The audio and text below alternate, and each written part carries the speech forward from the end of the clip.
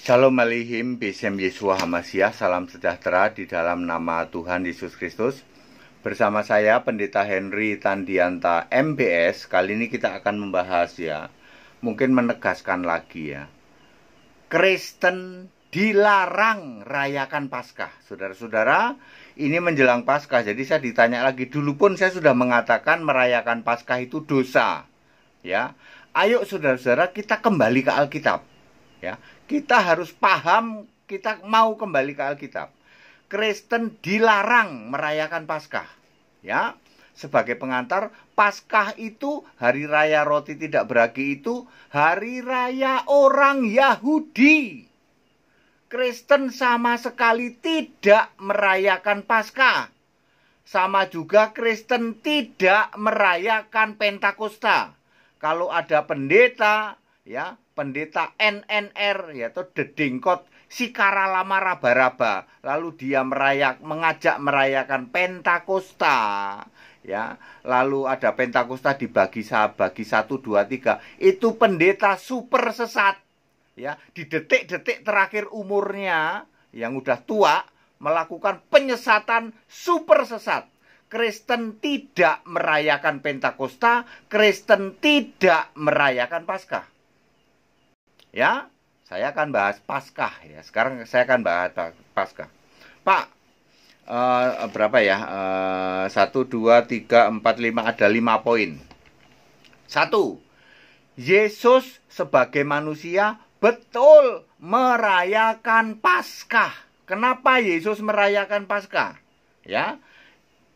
Galatia 4 ayat 4, Yesus itu harus takluk kepada Taurat. Nggak cuman merayakan Paskah. Disunat umur 8 hari, Lukas 2 ayat 21, membayar pentahiran 2 tekukur sepasang merpati itu Lukas 2 ayat 24. Lalu merayakan Paskah tiap tahun bersama orang tuanya, Lukas 2 ayat 41. Paskah terakhir yang dilakukan Yesus adalah Lukas 22 ayat 7 sampai 23. Kemudian nanti pada saat mati pun Yesus itu dikafani atau dipocong, Yohanes 19 ayat 40. Dan pasti yang lain juga, halal haram udah pasti karena dia harus takluk kepada Taurat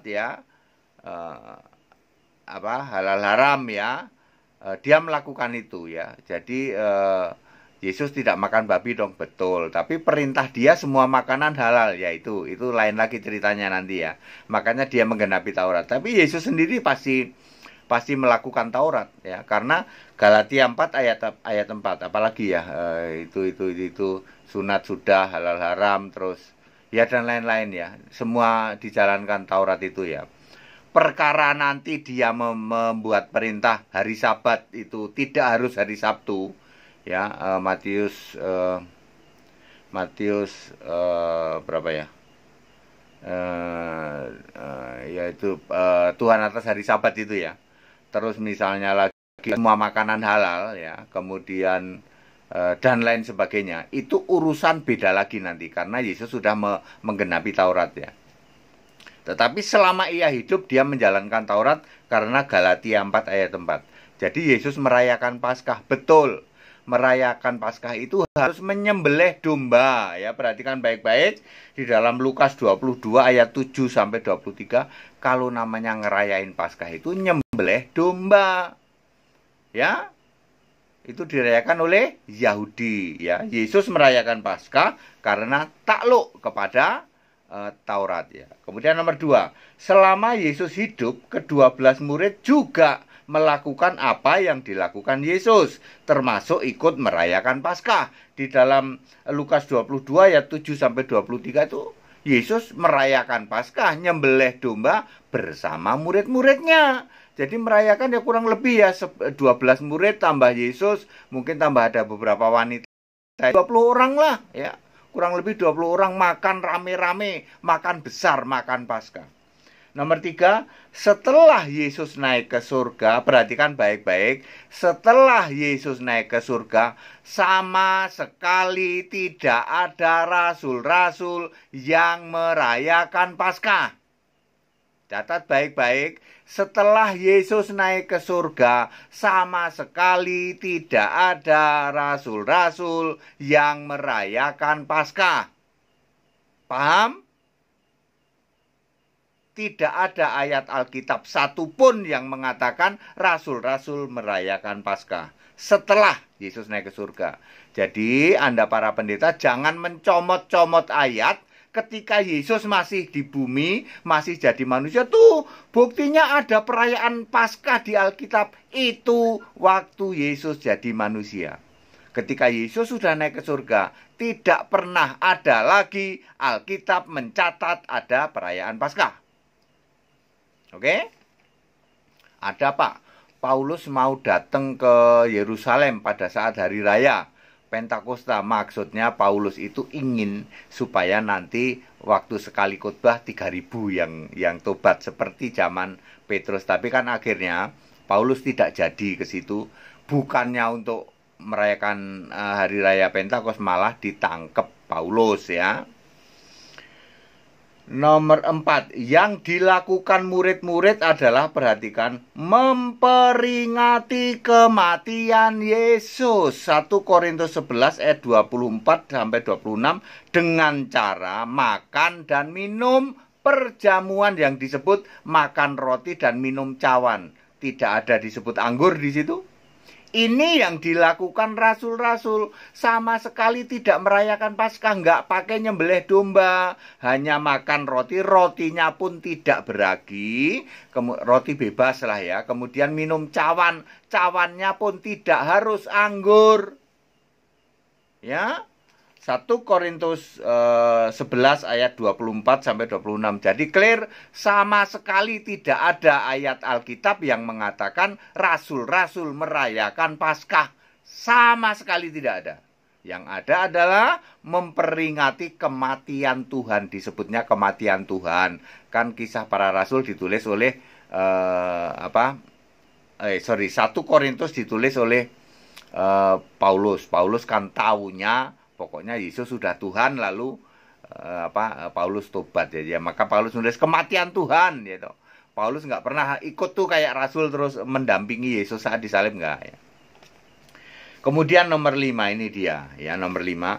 Yesus berpesan tentang Paskah, ini yang jarang sekali dibaca oleh ratusan ribu pendeta. Ada 200.000 pendeta nggak pernah baca pesan Yesus tentang Paskah ya. Yesus berpesan begini di dalam Lukas 22 ayat 18 ya. Aku tidak akan minum lagi hasil pokok anggur sampai kerajaan Allah telah datang. Artinya nanti kerajaan 1000 tahun. Nanti di kerajaan 1000 tahun anak domba akan kembali menghidupkan lagi makan Paskah. Iya Pak.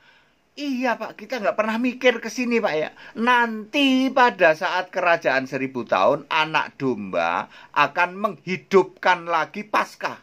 Selama 1000 tahun ya.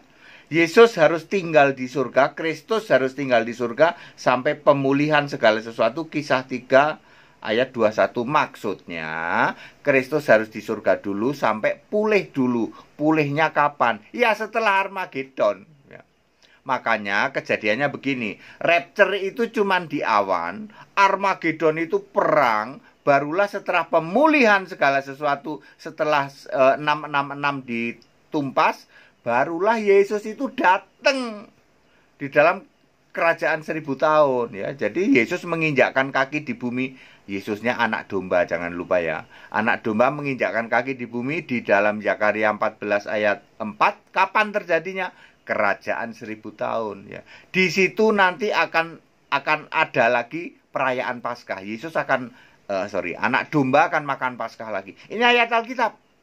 Ngapain Pak ya? Untuk menjelaskan ke generasi yang 1000 tahun itu bahwa dulu lo nenek moyang orang ikan Israelnya masih ada. Yesus datangnya ke Yerusalem. Ya Yerusalem kota yang sekarang itu. Ya. Nanti akan begini, dia cerita tentang Paskah zaman era dari Mesir dulu ya, dikeluarkan dari Mesir. Ya. Nyembelih domba, Pak. Betul ya. Yesus yang merayakan Paskah lagi. Anak domba merayakan Paskah lagi ya. Clear ya? Yang nggak paham ya jangan ngotot ya. Kristen dilarang merayakan Paskah. Kalau Anda merayakan Paskah, Anda malah dosa loh. Artinya kalau Anda merayakan Paskah, Anda mengingkari ya, atau Anda menyangkal Yesus sudah mati. Selalu gawat saudara. Ya, parah, super parah loh. Para pendeta perhatikan, 200.000 pendeta perhatikan. Anda merayakan Paskah, Anda menyangkal Yesus disalib. Ayo. Sebab yang dirayakan apa?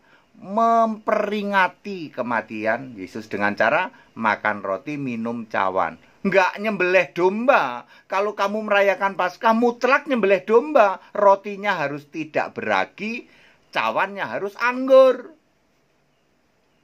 Ya, very clear ya.